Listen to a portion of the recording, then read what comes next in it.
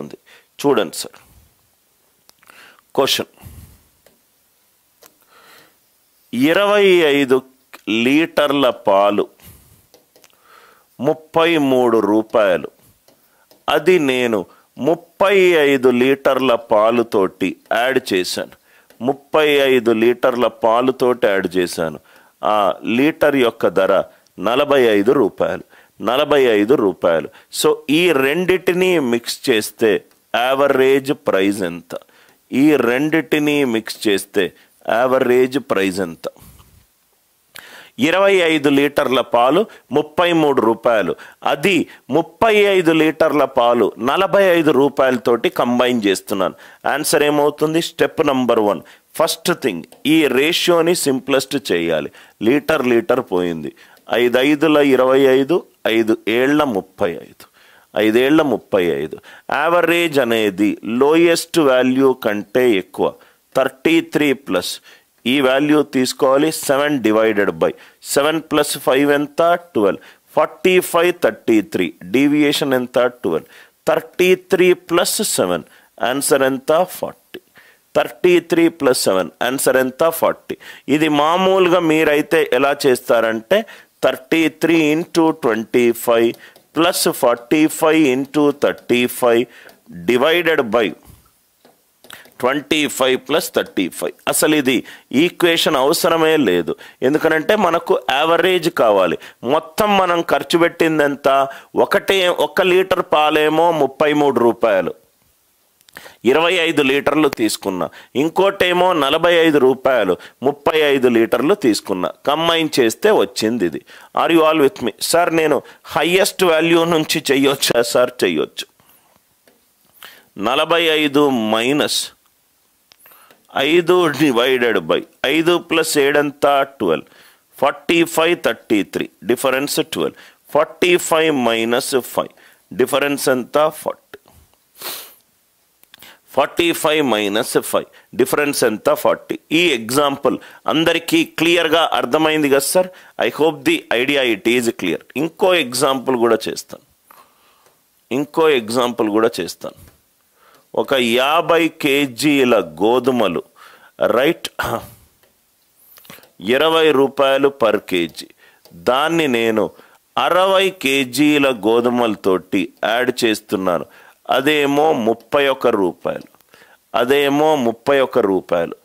ఈ రెండు కంబైన్ చేస్తూ వచ్చిన యావరేజ్ ప్రైస్ ఎంత?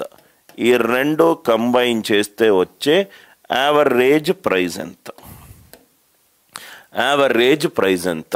50 కేజీల గోధుమలు ఒక్కొక్కటి 20 రూపాయలు. అది నేను 60 కేజీల గోధుమలు ఒక్కొక్కటి 31 రూపాయలతోటి కంబైన్ చేశాను. కంబైన్ చేస్తే స్టెప్ 1 0 పోయింది, కేజీ పోయింది. 5:6. యావరేజ్ ఎప్పుడూ కూడా లోయెస్ట్ వాల్యూ కంటే ఎక్కువ ఉండాలి. 20 ప్లస్ ఈ రేషియో తీసుకోండి. 6 డివైడెడ్ బై 6 ప్లస్ 5 ఎంత? 11. 31 20 డిఫరెన్స్ 11. 20 ప్లస్ 6 ఆన్సర్ ఎంత? 26. ఆన్సర్ ఎంత? 26. దీని ఆన్సర్ ఎంత? 40. ఆర్ యు ఆల్ విత్ మీ? ఈ రెండు ఎగ్జాంపుల్స్ పర్ఫెక్ట్గా క్లియర్ అయింది కదా సార్? ఇక్కడ కూడా ప్రైజ్ ఎన్ని, ఒక వస్తువు ధర ఎంత, మొత్తం నేనెంత తీసుకున్నాను, ఒక వస్తువు ధర ఎంత, మొత్తం నేనెంత తీసుకున్నాను. నవ్వు ఇక్కడ చూడండి సార్, ఇది నేను యావరేజ్ స్పీడ్లో ఎలా యూస్ చేస్తున్నాను చూడండి. యావరేజ్ స్పీడ్లో నేను ఎలా యూస్ చేస్తున్నాను. ఫస్ట్ క్వశ్చన్, ఏ నుంచి బీకి వెళ్ళడానికి 20 km/h టైం పట్టింది. 20 km/h టైం పట్టింది. బి నుంచి ఏకి రావడానికి 25 km/h టైం పట్టింది. 25 km/h టైం పట్టింది. దీన్ని మనము ఎలా చేద్దామంటే చూద్దాం. స్పీడ్ రేషియో ఎంత ఇచ్చాడు? S1:S2. 20:25. 20:25 ఎంత? 5 4s are 5 5s are. Right. Speed అనేది టైం పీరియడ్కి inverse ratio. Speed is inversely proportional to time. Speed పెరిగితే టైం తగ్గుతుంది, స్పీడ్ తగ్గితే టైం పెరుగుతుంది. నవ్వు ఇక్కడ చూడండి సార్, అంటే టైం రేషియో ఏమవుతుంది? 5:4 అవుతుంది. స్పీడ్ రేషియో ఇచ్చాడు, టైం రేషియో ఏమవుతుంది? 5:4. వెళ్ళేటప్పుడు 20, వచ్చేటప్పుడు 25. ఏ రేషియోలో ఉంది? 5:4. So 20 + 4/9 into 25, 25. 29s are 180. 180 + 20. Answer ఎంత? 200/9. ఆన్సర్ ఎంత? 200/9. ఈ కాన్సెప్ట్ అందరికీ అర్థమైందా? స్పీడ్ రేషియో ఎంత ఇచ్చాడు? 20:25. అంటే ఎంత? 4:5. Speed ratio 4:5. Time period ratio ఏమవుతుంది? 5:4. Speed ratio 4:5, time period ratio 5:4. వెళ్ళేటప్పుడు 20, వచ్చేటప్పుడు 25.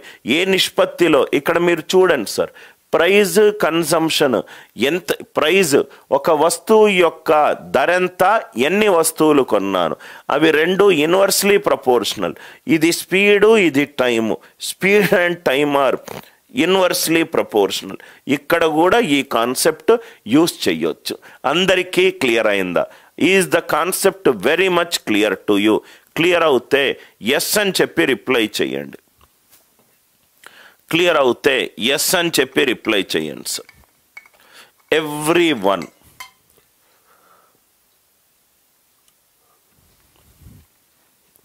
ఇంకొన్ని ఎగ్జాంపుల్స్ వేసుకుంటూ వెళ్తే మీకు ఇంకా పర్ఫెక్ట్గా అర్థమవుతుంది సార్.